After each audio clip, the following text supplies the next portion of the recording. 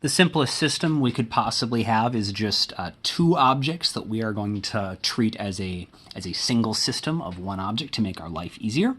And so being aware of how just two objects are going to behave as a system where their center of mass is good to have just a conceptual understanding of. And of course, if they're equal, it's really easy because the center of mass is just right in the middle. But if they're unequal, then it's not. And so let's take a look at what the relationship is, because there's a really sort of simple mathematical relationship that if you know about it, you can both use it to sort of check your work and make sure it makes sense, but also to just give you sort of a better conceptual understanding of what's going on and maybe help you, maybe figure out multiple choice questions or something like that as well without needing to always do all the calculations. So let's say we've got really simple situation where we got our axis. So we got 0 meters. We'll go up to 3 meters. And we've just got two objects, a 1 kilogram and a 2 kilogram object. So the 1 kilogram object, we'll just put at 0. And a 2 kilogram object that we'll put over here at 3. And we want to know where the center of mass is. And so first off, it's not going to be in the center because the system is not symmetrical. And hopefully it's sort of obvious that because you've got more mass on the right side, the center of mass is going to be a little bit further over to the right. You can imagine if we were going to try to balance this on a seesaw, or if we were going to try to put a fulcrum under here, if this was like, if this was sitting on a board and I needed to know like where to put my finger in order to get it to balance. If I put my finger right in the middle, the whole thing would flip this way because we got the bigger mass on the right side if I just put it right in the middle. And so I've got to move, my fulcrum over to the right to get it to balance. So the question is where exactly, it's going to be to the right of 1.5. So, but where between 1.5 and 3 is it? And so we know that, for two objects, it's just going to be m1x1 plus m2x2 divided by the total mass of the system. Which is, m1 x1 plus m2 x2 over m1 plus m2. And so for us, our first mass is 1 kilogram. The position of that is 0 meters. The second mass, m2, is going to be 2 kilograms. Its position is 3 meters. Our masses are 1 kilogram plus 2 kilograms. So we're going to get 0.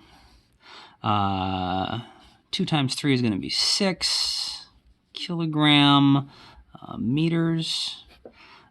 Divided by 3 kilograms, and so our kilograms are going to cancel out. We get 6, that should be plus. So 0 plus 6 is 6 divided by 3 is going to be 2, and all we're left with for units is a meter. And so the center of mass is going to be right here.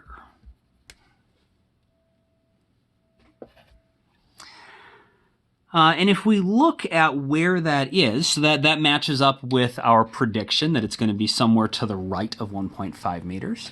There's a special relationship going on here. If you look at how far it is from the first object to the center of mass, it's 2 meters. And if we look for this one, it's 1 meter. Which you'll notice how far away each object is from the center of mass is inversely proportional to that object's mass.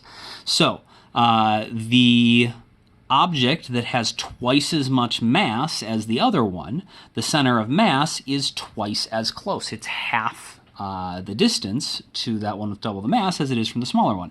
The one with half as much mass, the center of mass is twice as far away from it. And so you can both sort of eyeball what's going on, and you can also use this as a shortcut for calculation sometimes, and just a really useful relationship to know. And so let's maybe write that out. So again, for this situation, we're dealing with specifically the center mass between two unequal masses. The distance from the center of mass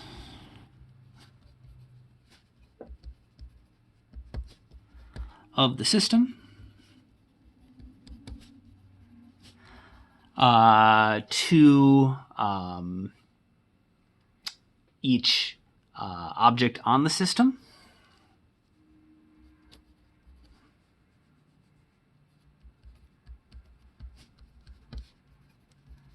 So the distance from the center mass of the system to the center of mass of each object in the system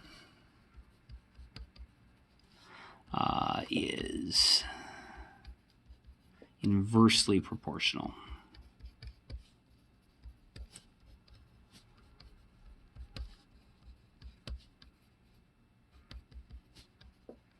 to that object's mass. So that means that the more mass you have on one side, the closer the center of mass is going to be to that side. If you've got two objects and one has 10 times the mass of the other, the center of mass is going to be 10 times closer to the one that has 10 times as much mass.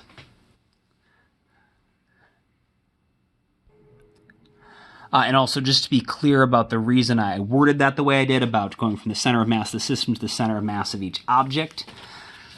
Remember, if we look at our system, we are measuring, when I said this is 1 meters and 2 meters, that is to the center of the objects themselves. You'll notice if the object is like an actual three-dimensional object, not just a single point, it's going to be a little bit less than 1 meter to the edge. It's going to be a little bit less than 2 meters to the edge of this one.